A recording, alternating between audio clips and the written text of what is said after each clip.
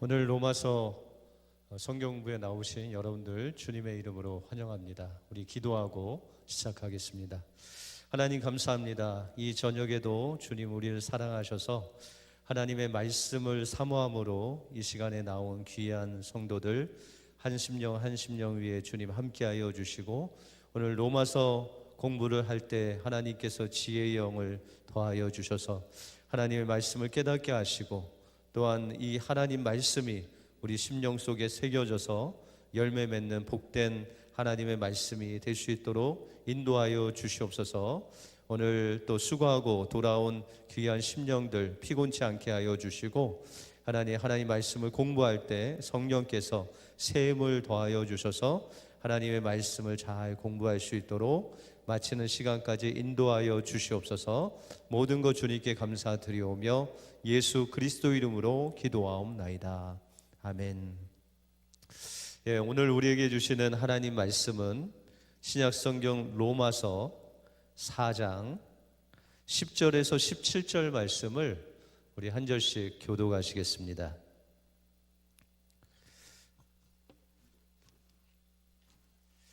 로마서 4장 10절에서 17절 말씀을 우리 한 절씩 교독하시겠습니다. 그런즉 이를 어떻게 여기셨느냐? 할례시냐 무할례시냐? 할례시가 아니라 무할례시니라. 저가 할례의 표를 받은 것은 무할례시의 믿음으로 된 의를 인친 것이니, 이는 무할례자로서 믿은 모든 자의 조상이 되어 저희로 의로 여기심을 얻게 하려 하심이니라. 또한 할례자의 조상이 되었나니 곧 할례 받을 자에게뿐 아니라 우리 조상 아브라함의 무할례시에 가졌던 믿음의 자취를 좇는 자들에게도니라.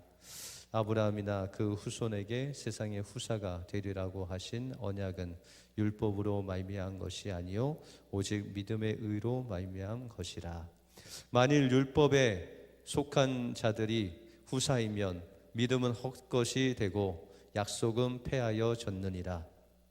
율법은 진노를 이루게 하나니 율법이 없는 곳에는 범함도 없느니라.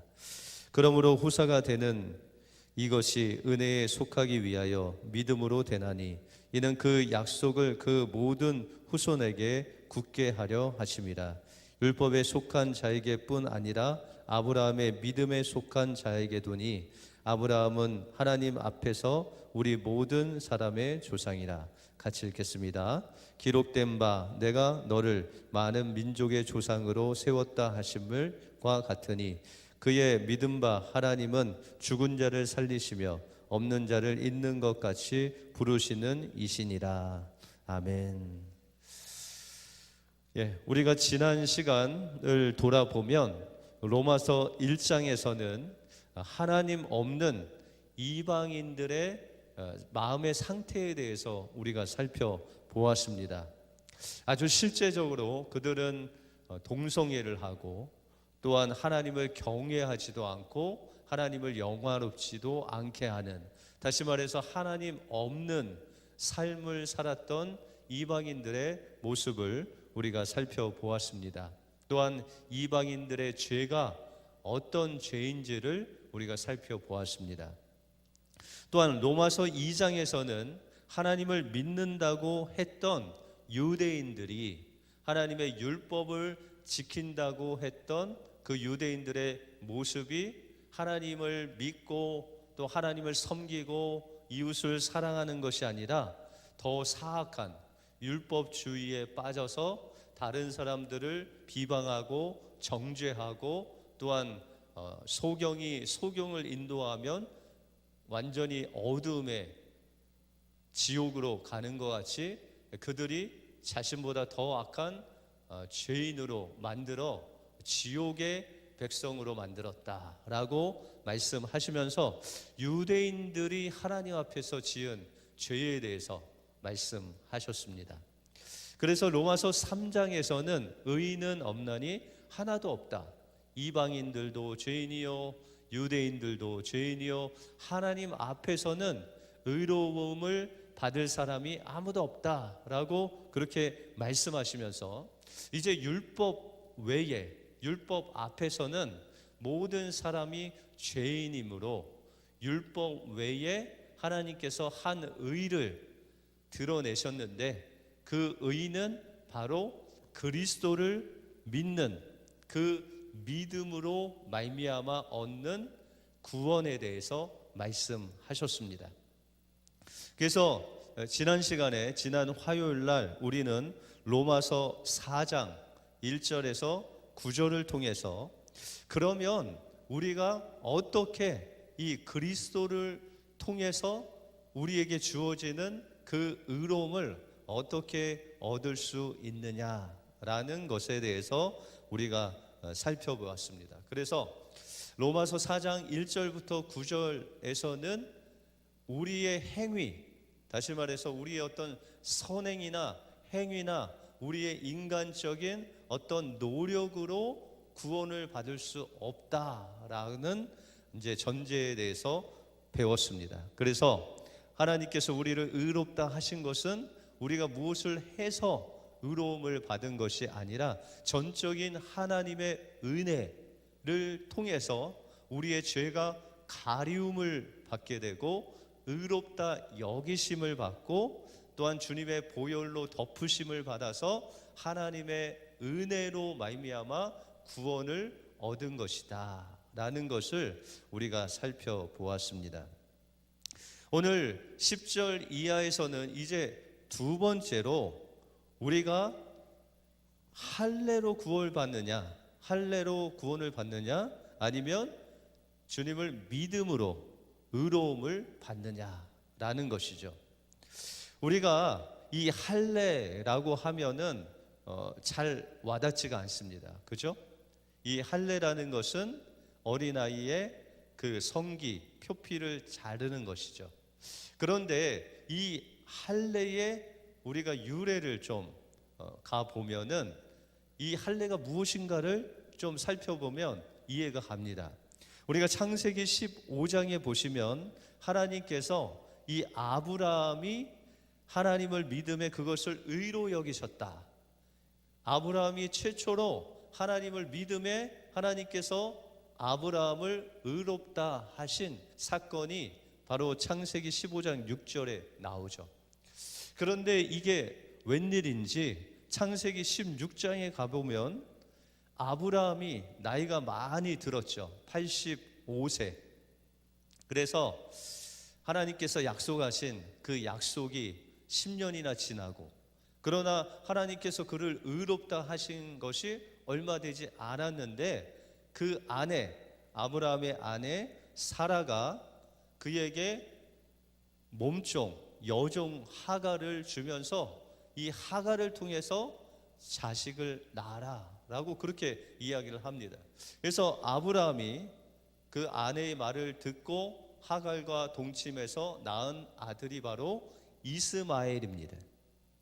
다시 말해서 이스마엘은 인간의 노력으로 하나님의 약속과 말씀과 하나님을 믿음으로 낳은 아들이 아닌 인간의 노력으로 낳은 아들이 바로 이스마엘이라는 것입니다.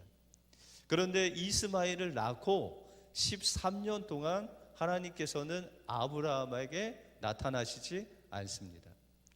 아브라함이 하나님과 교제했다, 하나님께서 아브라함에게 나타나셔서 책망하셨다, 이런 이야기가 아무것도 없습니다. 그런데 13년 후에 아브라함이 99세 때 하나님께서 그에게 나타나셔서, 이 전능하신 하나님께서 나타나셔서 다시금 아들을 약속하십니다. 내가 낳은 그 하갈을 통해서 인간의 방법으로 낳은 그 이스마엘은 너의 참 아들이 아니다. 오직 나의 이 약속을 믿고 사라를 통해서 낳는 자가 바로 너의 참 아들이다 라고 그렇게 말씀하시면서 이 아브라함에게 속한 모든 그 사람들에게 할례를 베풉니다. 할례를 행하라고 합니다. 이 할례의 의미는 인간의 생명을 잘라내는 것입니다. 죽는 것입니다. 다시 말해서 하나님께서는 이 할례를 통해서 아브라함, 또 아브라함의 그 가족들에게 너는 더 이상 너의 힘과 너의 육신과 너의 육신의 어떠함으로 사는 자가 아니라 이제 너의 육신은 할례를 통해서 죽고 너의 인생은 나로 인해서 거듭나서 하나님의 약속대로 사는 존재다라는 것을 이제 표시로 하나님께서 우리에게 주셨다는 거죠. 아브라함에게 주셨다는 거예요. 이것이 우리가 예수 그리스도를 믿고 구주로 주님을 고백한 후에 세례를 받죠. 이스라엘로 말하자면 이스라엘 백성들이 출애굽할 때 어린 양의 보혈로, 유월절 어린 양의 보혈로 씻음을 받고 그 심판이 넘어가고 나서 출애굽한 다음에 홍해를 건널 때 이스라엘 백성들이 다 홍해 바다에서 죽은 거나 마찬가지라는 거죠. 그것을 의미하는 것이 세례다. 그래서 사도행전에 보시면 이스라엘 백성들이 홍해 그 구름 아래서 세례를 받았다라고 그렇게 말씀하시죠. 그러므로 이 할례는 우리 인간적인 모든 것을 그 십자가에 못 박고 이제 주님께서 주시는 새 생명으로 내가 살겠습니다라는 그 선언을 바로 할례, 세례를 통해서 하는 것입니다. 그런데 이 할례를 유대인들은 구원의 조건으로 생각했습니다. 다시 말해서 이 할례는 하나님께서 너는 이제 인간의 생각, 노력으로 살지 말고 하나님으로 살아라. 너는 십자가에 죽고 이제 거듭난 인생으로 살아라 라고 하시면서 주신 그 할례를 구원의 조건으로 생각했다는 것입니다. 다시 말해서 쉽게 이야기해서 할례 받으면 너희가 의롭게 될 수 있다라는 그런 생각이 이 유대인들의 신앙의 자리를 잡았다는 것입니다.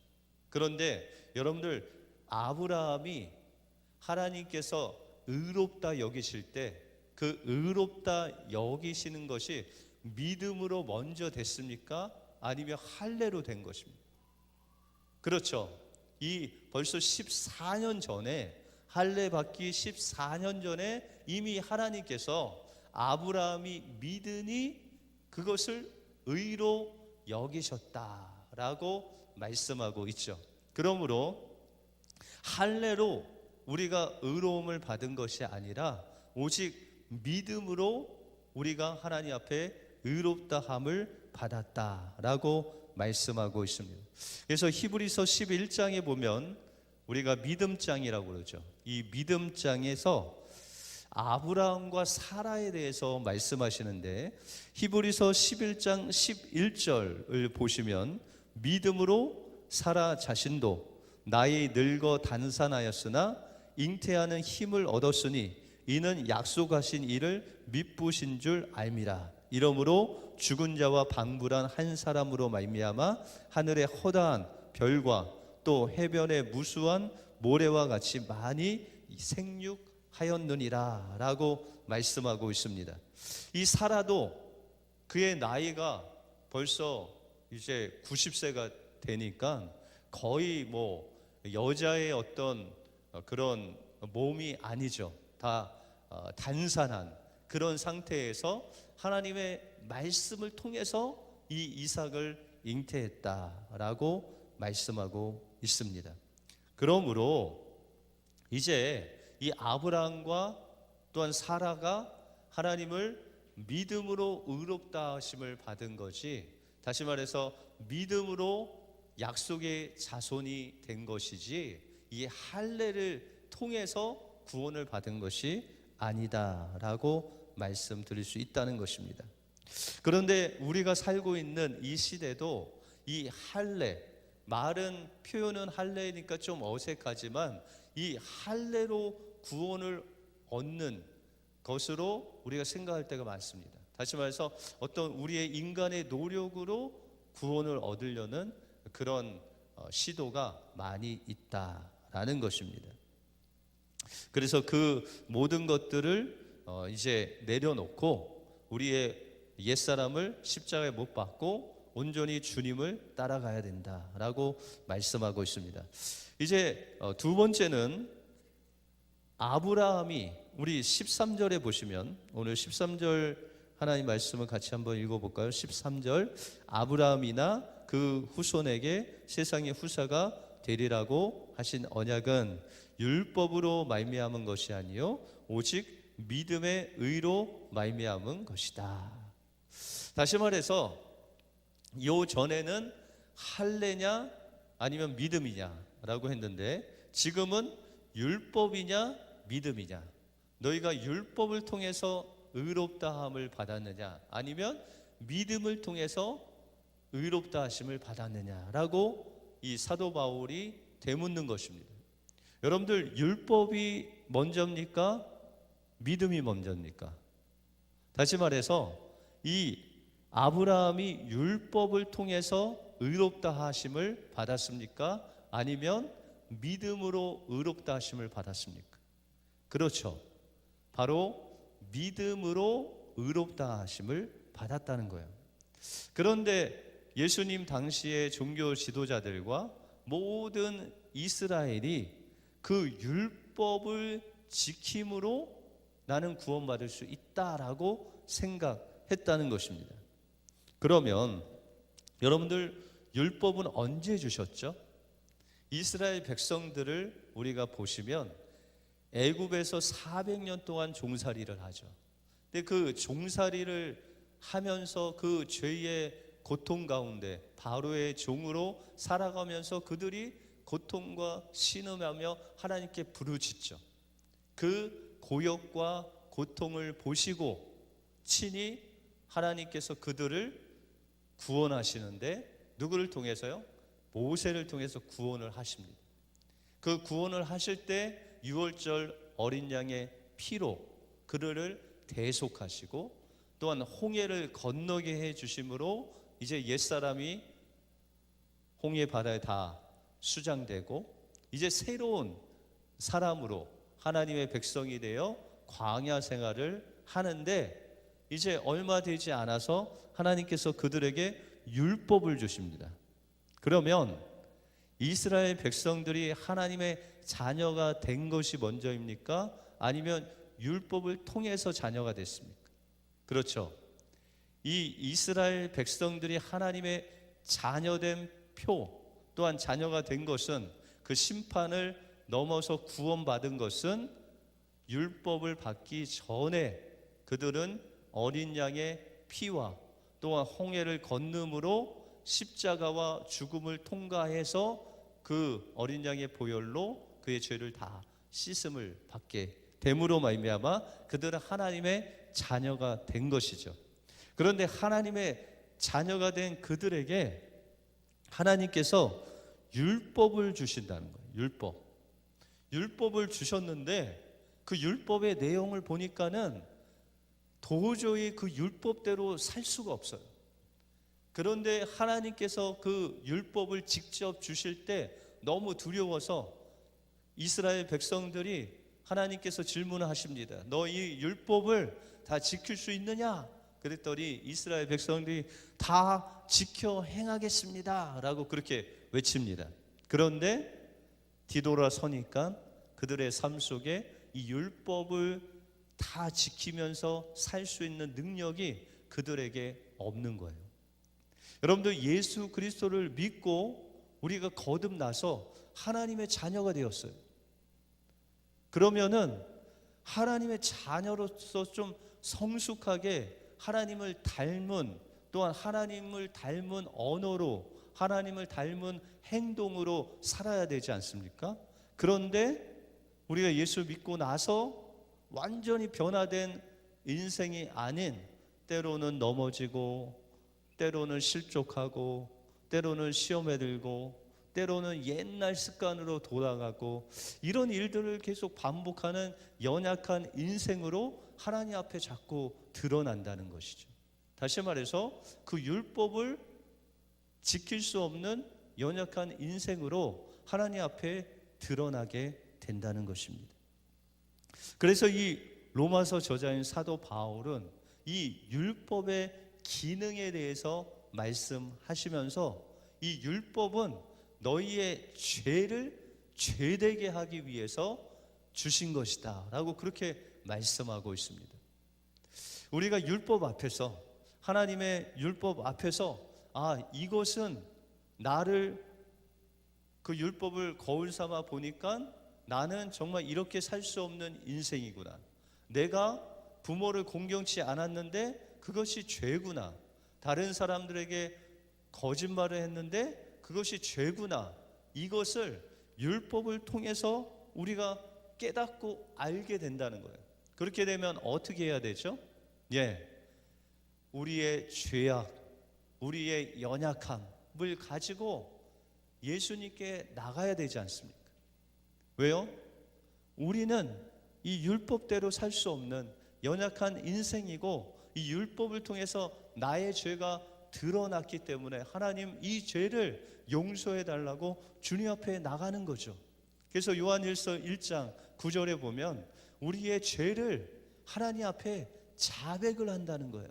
그런데 우리는 쉽게 그러면은 죄 짓고 하나님 앞에 자백하면, 용서하면 또 죄 짓고 하면 되겠지라고 생각하지만, 그러나 이 자백이라는 것은 돌이키는 거예요. 하나님 앞에 내 자신을 돌이키는 거죠. 여러분들, 가롯 유다는 진정으로 회개하고 돌이켰을까요? 그렇지 못했을까요?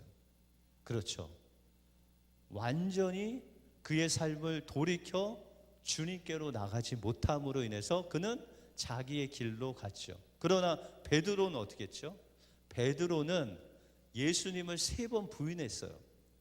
그것은 우리가 생각하기를 저는 주님 몰라요, 이 정도가 아니에요. 저는 저분과 절대 상관없는 분이라고 하면서 오히려 예수님을 저주하고 맹세하면서 부인했던 베드로의 모습을 우리가 기억하게 되죠. 그런데 이 베드로는 어떻게 했죠? 그의 삶을 완전히 예수님께 돌이켰어요. 그의 삶이 어떤 삶이에요? 베드로는 자신의 힘으로 다 할 수 있다는, 어떻게 보면은 율법주의자적인, 자기의 힘으로 내가 하나님을 의롭게 할 수 있고 하나님 말씀대로 살 수 있다, 예수님을 쫓을 수 있다라는 긍지가 그 마음속에 꽉 차 있던 사람이었어요. 그래서 다른 사람은 주님을 버릴지언정 나는 끝까지 주님을 따르겠습니다, 그랬던 사람이 바로 베드로입니다. 그런데 이 베드로가 예수님을 부인하고 나서 예수님을 만나게 되죠. 요한복음 21장에 보시면 이 베드로가 예수님을 만납니다. 그리고 예수님이 묻죠, 그에게 내가 이 모든 것들보다 나를 사랑하느냐, 더 사랑하느냐. 그랬더니 베드로가 뭐라고 그랬죠? 예전 같으면 예수님, 제가 이 다 버리고 주님을 따른 거 몰라요 라고 하면서 대들었을 텐데, 그때는 이 베드로가 이 마음이 완전히 돌이켜진 거죠. 자기가 무엇인가 할 수 있다, 내 힘으로 주님을 쫓을 수 있다, 내가 무엇을 할 수 있다, 그것을 다 이제 그 십자가에 못 박고 나는 죽었습니다. 그리고 주님이, 내가 주님을 사랑하는 줄 주님이 아십니다. 주체가 완전히 바뀌어요. 그 인생의 주인이 자신이 아닌 예수님으로 완전히 돌이킨 삶을 살아가는 거죠. 3번 질문했는데 마지막에는 주님이 이 모든 것들을 아시오니 내가 주님을 사랑하는 줄 주님이 아시나이다. 베드로는 자신이 예수님을 이제 자신의 힘으로 쫓을 수 있다고 생각하지 않았어요. 그리고 베드로가 예수님을 인간의 사랑으로 사랑할 수 있다고도 생각지 아니었어요. 그 모든 것들을 다 주님께 맡길 때 주님은 베드로에게 내 양을 먹이라, 내 양을 치라라고 하셨죠. 그러므로 이 율법이라는 것은 우리가 하나님 앞에서 죄인인 것을 깨닫게 하고 예수님에게로 나가게 하는 몽학성생이다. 몽학성생이라고 하니까 막 이상한 선생 같지만 우리가 유아부 교사, 유치원, 그러니까 아직 성인이 되기 전에 어렸을 때 그 율법으로 어떻게 살아야 될 그런 지침을 가르쳐 주는 그런 교사가 몽학성생인데, 이 율법이 그렇다는 거예요. 율법을 자꾸 공부하다 보면 나의 한계를 느끼고 내가 내 힘으로 살 수 없구나 라고 하면서 율법을 통해서 우리의 방향이 예수님께로 가게 하는 그런 역할을 하는 것이 바로 율법이다. 그러면 율법이 우리의 삶 속에 필요 없느냐? 그건 율법은 우리의 죄만 드러나는 거고, 율법을 주신 이유는 우리의 죄가 드러나면 그것만 깨달으면 율법은 필요 없지 않냐? 라고 질문할 수 있죠. 그런데 그렇지 않죠. 예수님께서 말씀하시기를 내가 율법을 폐하러 온 것이 아니라 이 율법을 완성하기 위해서, 그죠? 온전케 하기 위해서 이 땅에 왔다라고 그렇게 말씀하고 있습니다. 여러분들, 예수님께서 이 율법을 없애려고 하신 것이 아니라 이 율법을 온전케 했다는 것은, 여러분들 온전이라는 단어는 어떤 단어라고 그랬죠? 동전이 있는데 앞면만 있고 뒷면이 없는 게 아니라 뒷면은 있는데 앞면이 없는 것은 온전한 것이 아니라고 그랬죠. 다시 말해서 앞면과 뒷면이 모두 있는 것이 바로 온전이다라고 말씀드렸습니다. 다시 말해서 예수님께서는 이 율법의 형식적인 것, 종교 지도자들이 형식적으로 11조를 내고 구제를 하고 기도를 하고 여러 가지 율법의 그 조항들을 더 세분화해서 그 율법을 지키려고 했죠. 그때 예수님께서 바리새인들, 종교 지도자들이 행하는 그 형식적인 것도 행하고 그 율법 안에 있는 의와 또한 희락과 그 안에 있는 주님의 그 하나님 사랑, 이웃 사랑, 그것도 행하라라고 말씀하고 있습니다. 다시 말해서 예수님께서는 그 율법의 형식뿐만 아니라 그 내면에 있는 하나님 사랑, 이웃 사랑을 몸으로 다 이루셨다라는 것입니다. 그래서 예수님은 율법을 그 십자가의 사랑으로 온전히 이루신 것이죠. 그래서 우리가 그러면은 이 율법을 그러면은 다시 지켜야 되느냐? 그 율법 하나하나에 나타난 것들을 우리가 지키며 살아야 되느냐라는 것이죠. 여러분들, 우리가 예수 믿기 전에 율법으로 산다는 것은 얼마나 어려울까요?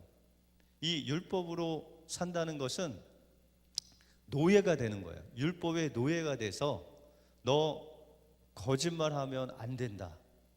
그러니까 종교 지도자들이 사람들에게 그 율법의 짐을 막 지우고 너 안식일 날에는 10걸음 이상 나가면 안 된다. 이런 짐을 막 짓는 거죠. 그렇죠? 그러면 그것을 인간으로 하려고 하면 얼마나 힘들어요. 너 부모를 공경해야 된다는데 그 부모 공경하는 것이 얼마나 힘들지 몰라요. 그런데 이제 우리가 예수 그리스도를 믿고 율법을 형식적으로 지키는 것이 아니라 주님의 사랑이 우리 안에 들어오면, 다시 말해서 율법을 온전히 이루신 그 예수님께서 보내신 성령님이 우리 안에 들어오시면, 주님이 함께 하시면 우리 안에 주님의 사랑이 부어지는데, 그 성령을 통해서 하나님의 사랑이, 십자가 사랑이 부어지는데 그 그리스도의 사랑으로 행하는 거예요. 그러면 예전에는 우리가 억지로 하나님 말씀을 이제 지키려고 거짓말도 안 하려고 노력하고 또 사람들을 사랑하려고 노력했는데 한계가 있었다는 거예요. 그런데 예수님의 사랑이 들어오니까 또 예수님을 거듭나니까 우리가 어떤 존재가 되었어요? 하나님의 자녀가 된 거예요. 예를 들어서 어떤 노예가 어떤 여종이 왕자의 여종이었다고 생각하십시다. 근데 이 여종은 매일 왕자의 뭐 발을 씻기고 또 그 옷을 다리고 뭐 이런 일들, 노예가 하는, 종이 하는 일들을 계속 했어요. 그런데 갑자기 이 왕자가 이 여종을 사랑하게 돼서 이 여종과 결혼을 하게 됐어요. 그러면 여러분들 이 여종이 누가 된 거예요? 왕자의 아내가 된 거 아니에요. 그러면은 이 왕자에게 행했던 그 여종으로서 행했던 뭐 발도 씻겨주고 물도 떠다 주고 옷도 빨아주고 또 음식도 해주고 예전에는 노예로 그것을 하는데 너무 힘들었어요. 그런데 아내로 하게 되면 어떻게 돼요? 그 왕자를 사랑함으로 내가 밥도 지을 수 있고 빨래도 할 수 있고 또한 그 왕자를 섬기는데 어떤 마음으로 해요? 기쁜 마음으로 하는 거예요. 그것이 바로 율법으로 행하냐 아니면 믿음으로 행하냐의 차이라는 것이죠. 우리가 또 하나 예를 들어서 창세기에 보시면 요셉이 보디발 장군의 노예로 끌려가잖아요. 그러면 노예 생활하는 게 힘들까요? 안 힘들까요? 힘들죠. 그런데 성경에 자세히 보시면은 이 요셉이 노예 생활을 하는 게 힘들어 보이세요? 아니면 별로 그렇게 힘들어 보이지 않으세요?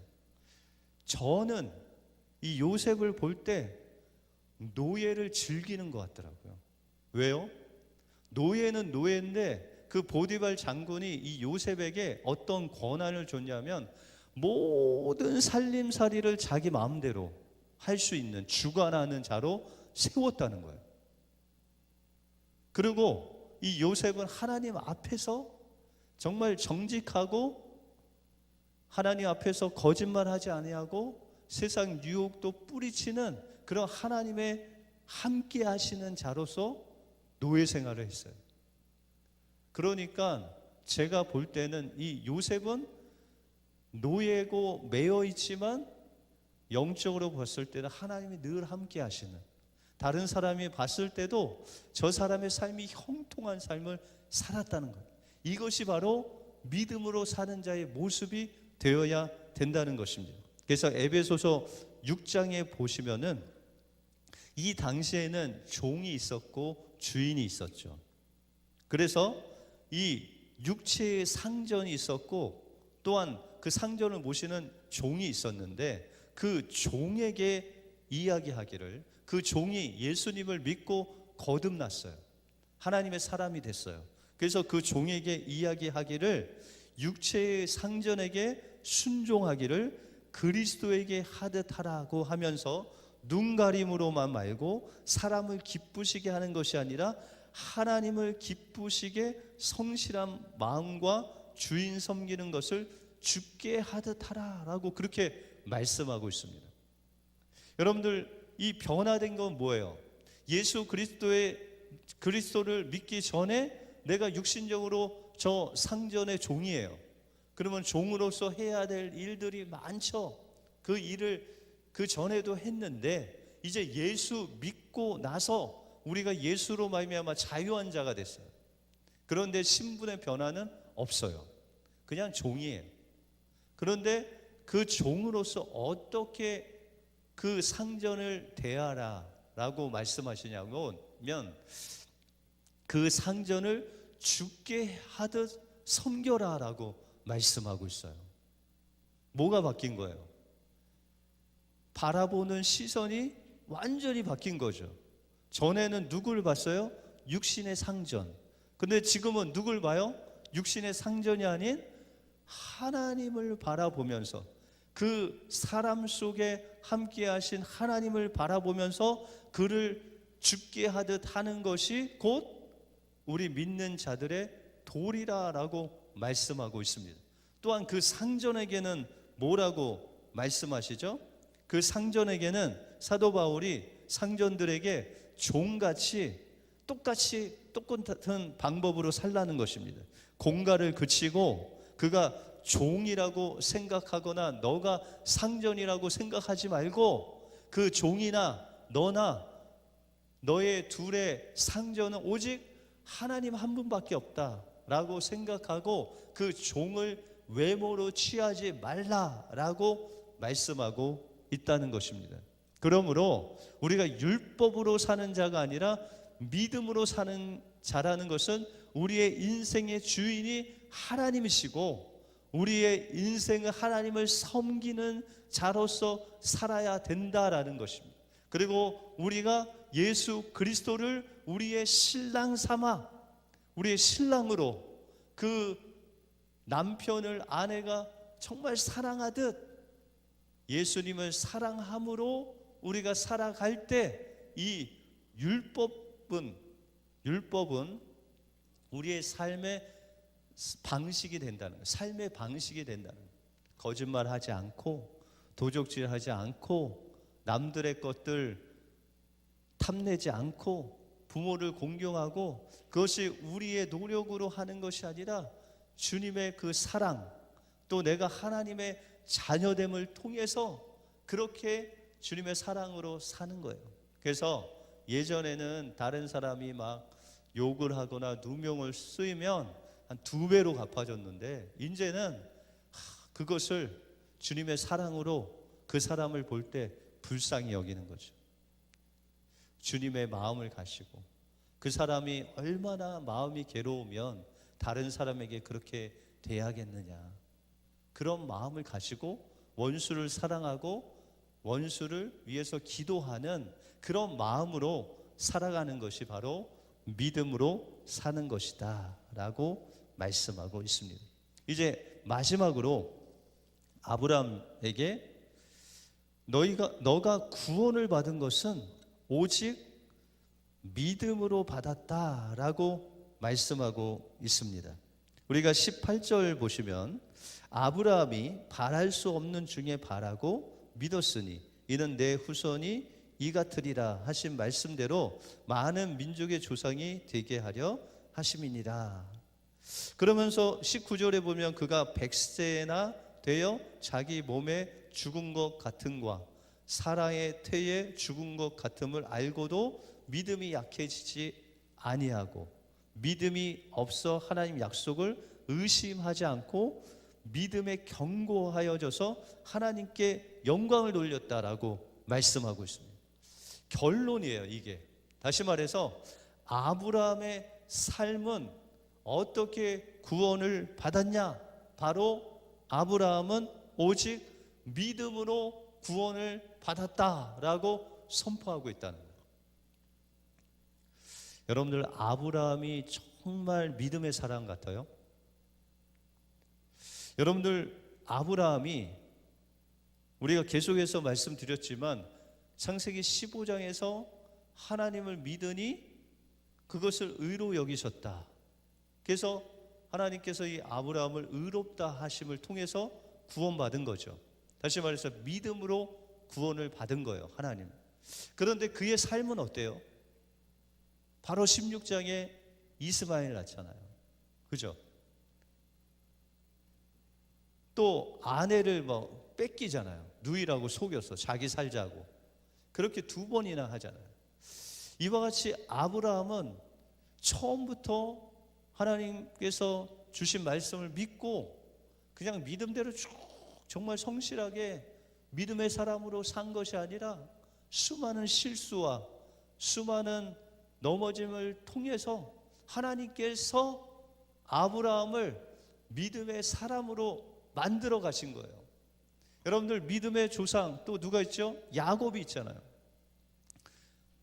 제가 예전에 창세기를 성경 공부를 할 때 어떤 집사님들이 찾아오셔갖고 질문을 하시는 거예요.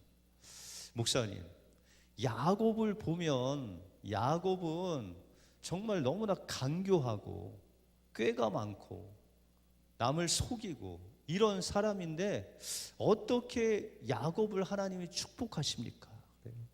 여러분들 야곱의 삶을 보면은 정말 얄미울 만큼 그렇게 그 형의 장자권을 뺏고, 그렇죠?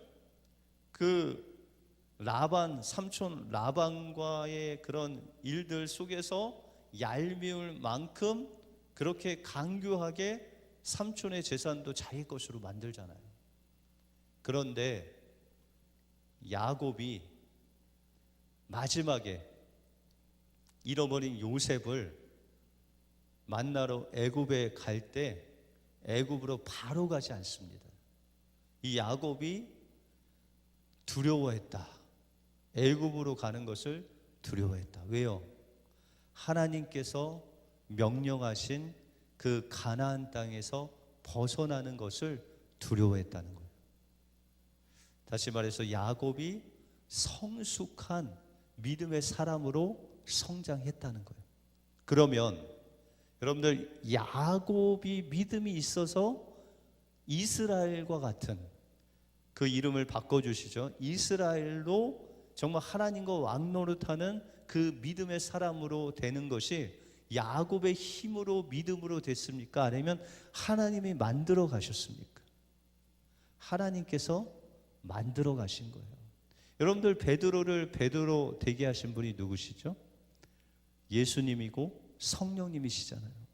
그 베드로가 예수님을 쫓았지만 자기의 힘으로 쫓을 때는 완전히 그냥 자신의 어떤 의로움으로 살았잖아요. 그런데 그가 주님을 만나 회개하고 오순절 다락방에 성령이 임하니까 그의 삶을 누가 이끄세요?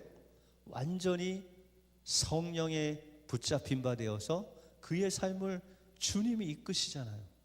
그래서 예수님이 그에게 명령하신 천국 열쇠를 너에게 주리라 하신 그 말씀이 베드로를 통해서 이루어지잖아요. 예루살렘에 복음을 전하니 3,000명, 또 고넬료 집에 가서 하나님의 복음을 전하니 성령이 임하시고, 사마리아 땅에 가서 복음을 전하니까 그곳에 성령이 임하시고, 예루살렘과 사마리아와 그 땅 끝까지 이르러 하나님의 그 복음이 베드로를 통해서 천국 열쇠가 열리는 놀라운 역사가 일어나는 그 믿음의 사람으로 마지막에 역사학자들은 베드로가 거꾸로 십자가에 매달려서 나는 우리 주님과 같이 그렇게 십자가에서 바로 죽을 수 없어. 내가 거꾸로 매달려 죽겠다.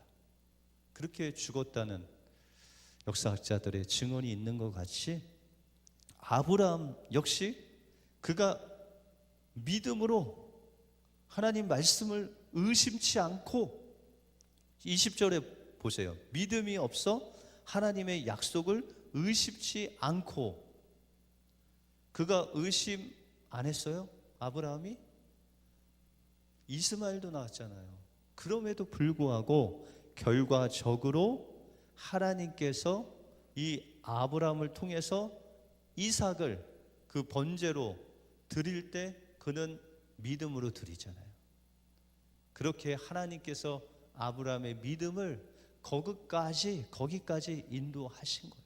그러므로 우리가 때때로 우리가 의롭다함을 얻고 하나님의 자녀가 됐음에도 불구하고 우리가 때로는 넘어지고, 때로는 정말 실수하고, 때로는 실족하고, 이런 것들을 당할 때마다 우리가 완전히 나는 하나님의 자녀로 자격이 없다라는 것이 아니라 하나님께 다시금 돌이키는 거예요. 나가는 것이. 그래서 칼빈은 5대 강령에 성도의 견인이라는 이야기를 합니다. 성도의 견인은 뭐냐면 예수 그리스도를 믿고 하나님의 자녀가 된 그 심령은 하나님께서 끝까지 그 심령을 놓지 않으신다는, 그 성도를 성도답게 인도하시기 위해서 그 성도를 끝까지 놓지 아니하시는 성도의 견인 하시는 그 하나님이 우리를 믿음의 사람으로 만들어 가시겠다라고 약속하고 있다는 것입니다. 그러므로 이 로마서 4장에서는 첫 번째는 우리가 행위로 구원받는 것이 아니라 믿음으로 의롭다함을 받는 것이다. 두 번째는 할례로 구원받는 것이 아니라 믿음으로 구원을 얻는 것이다. 세 번째는 우리가 율법으로 구원을 받는 것이 아니라 우리가 믿음으로 구원을 받는 것이다.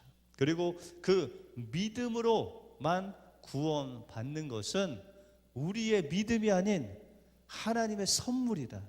그래서 그 선물을 하나님이 온전하게 이루시기까지 우리를 견인하시는 좋으신 하나님이시다라는 내용을 우리가 로마서 5장을 통해서 보았습니다. 우리 다음 시간에는 로마서 5장을 통해서 그러면 의롭다 하심을 받은 사람은 어떤 삶을 살아야 되는가라는 그 믿음의 삶에 대해서 우리가 배우도록 그렇게 하겠습니다. 우리 이 시간에 하나님 말씀 배운 것을 기억하면서 우리 합심해서 기도하겠습니다. 하나님, 우리가 구원받은 것은 우리의 행위로 구원받은 것이 아니라 믿음으로 구원받은 것입니다. 하나님, 우리가 구원받은 것은 할례로 구원받은 것이 아니라 믿음으로 구원받았습니다. 우리가 율법을 지킴으로 구원받은 것이 아니라 우리가 믿음으로 구원받았습니다. 우리가 믿음의 사람이 된 것, 믿음으로 구원받은 것, 전적인 하나님의 은혜요, 하나님의 견인의 은혜입니다 라는 것을 기억하시면서 우리 이 시간에 합심해서 기도하겠습니다. 하나님 아버지, 감사합니다. 오늘 로마서 공부를 통해서 우리에게 정말 우리의 행위로 구원받은 것이 아니라 오직 믿음으로 구원받은 것을 하나님 저희들이 고백합니다.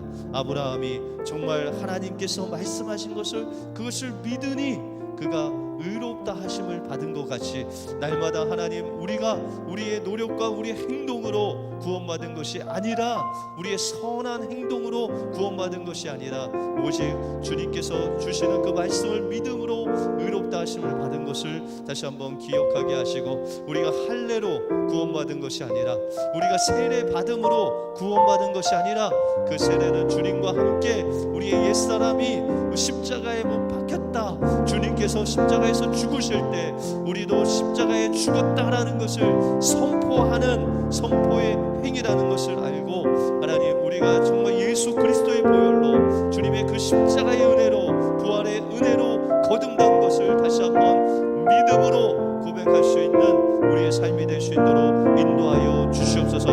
우리가 율법을 지킴으로 구원받은 것이 아니라 오직 믿음으로 거듭남으로 인해서 하나님의 자녀가 됨으로 말미암아 이제 율법을 지킴으로 우리가 하나님 자녀가 아니라 주님께서 주신 그 십자가 사랑을 따라 삶으로 인해서 하나님의 자녀된 삶을 살아갈 수 있는 우리 은혜교회 모든 성도들 되게 하여 주시옵소서. 또한 아브라함이 믿음으로 구원을 얻었지만 그 믿음은 아브라함에게 속한 것이 아니요 하나님께서 우리에게 주신 하나님의 선물인 것을 기억하게 하여 주시고, 우리가 하나님께 이끌리어서 하나님께서 우리를 다루시는 그 놀라운 하나님의 견인의 손길에 하나님 우리가 감사하며 하나님의 그 은혜에 감사하며 주님의 말씀에 붙잡힌 바 되어서 베드로와 또한 사도들이 성령에 붙잡힌 바 되어서 그의 성령의 인도하심을 따라간 것 같이